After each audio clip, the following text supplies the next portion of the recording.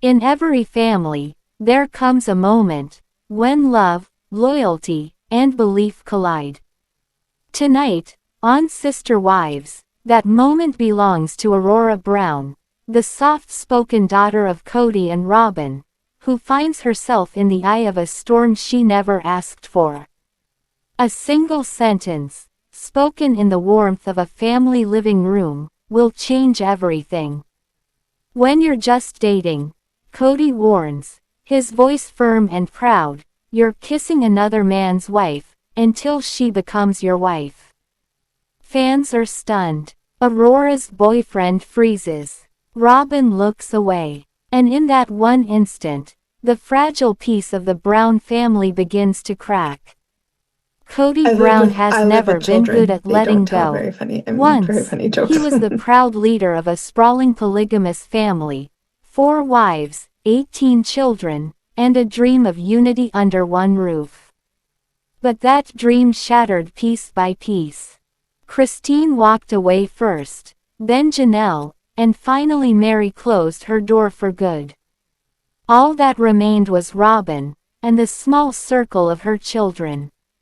Among them, Aurora, bright, kind, and deeply spiritual, has always been the heart of Robyn's world. But as Aurora grew older, she began to crave something her father could no longer control: independence. When she met Brodie Utley, a young man of gentle eyes and quiet faith, something inside her shifted. It wasn't rebellion. It was discovery. She started smiling again. She started believing in love that wasn't arranged by faith or expectation, but born of choice. And for Kody Brown, that was terrifying. Because every choice his children made reminded him of how much he'd already lost. It happened one quiet evening in Flagstaff.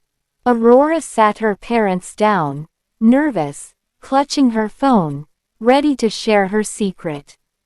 "Mom, Dad, I'm seeing someone," she said softly. "His name is Brodie." Robyn's eyes widened, not in anger, but in shock.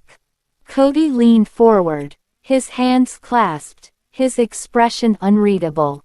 "Seeing someone," he repeated. "Like dating?" Aurora nodded. "Yes. We've been together for a few months. I really care about him." The room fell silent. You could almost hear the weight of Kody's pride hitting the floor. Days later, Aurora invited Brodie over to meet the family. Robyn spent the morning preparing food and nervously fixing her daughter's hair, while Kody paced outside, rehearsing what he'd say. When Brodie arrived, polite, respectful, and visibly anxious, Kody extended a stiff handshake. "So, you're the young man I've been hearing about," Kody said, forcing a smile. "Yes, sir," Brodie replied. "It's nice to finally meet you." For a few moments, it was civil. Until Kody leaned back in his chair, crossed his arms, and began his sermon. "I hope you understand," he said, "that when you're dating my daughter, you're not just dating her. You're engaging with her future husband's wife. Until she's married, she belongs to her faith, not to you." Robyn's fork clinked against her plate. Aurora's cheeks flushed red, and Brodie, unsure how to respond, nodded awkwardly. "Yes, sir, I respect that." But the moment hung in the air like a ghost. Later that night, behind closed doors, Aurora broke down. Her voice trembled as she confronted her father. "Dad, I love you, but you embarrassed me. I'm not a child anymore." Kody's voice rose, a mix of pain and pride. "You think I embarrassed you? I'm protecting you. I've seen what happens when love turns careless. I won't let you make the same mistakes." Aurora shook her head, tears spilling down her face. "You're not protecting me. You're controlling me. You lost your wives, and now you're trying not to lose me too. Silence. And then, Kody, for the first time in years, had no words. After Aurora stormed out, Robyn sat beside Kody. She didn't yell. She didn't plead. She just whispered, "You have to let her live her life."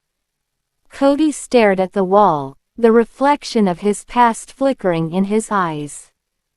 He remembered Christine's laughter, Janelle's strength, Mary's patience.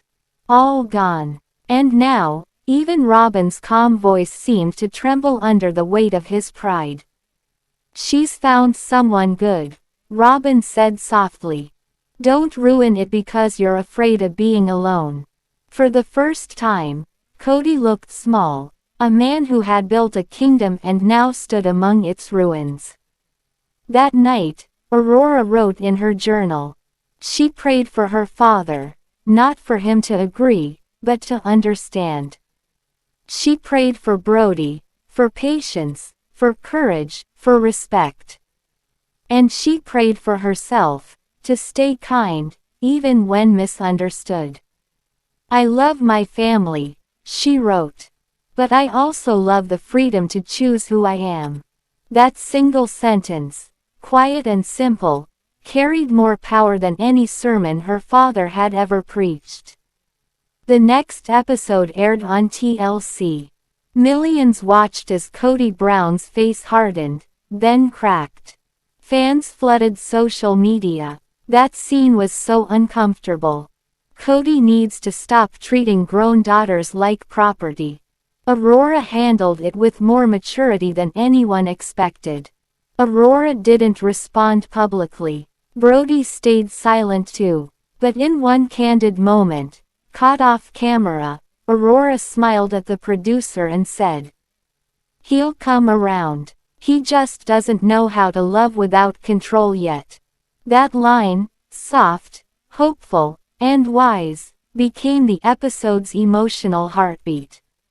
Months later, as leaves fell over Flagstaff, Kody watched Aurora and Brodie walking through a farmer's market, laughing, hand in hand. For a brief second, his anger melted into something quieter. Maybe this was what fatherhood was supposed to be, not possession, but presence. He whispered to himself, "She's still my little girl, just not my little world anymore." And for once, that was enough. Families break, hearts heal, and love, in all its forms, keeps finding a way back home. Tonight, the Brown family learned that even in chaos, there's grace. Because sometimes, losing control is the first step to finding peace.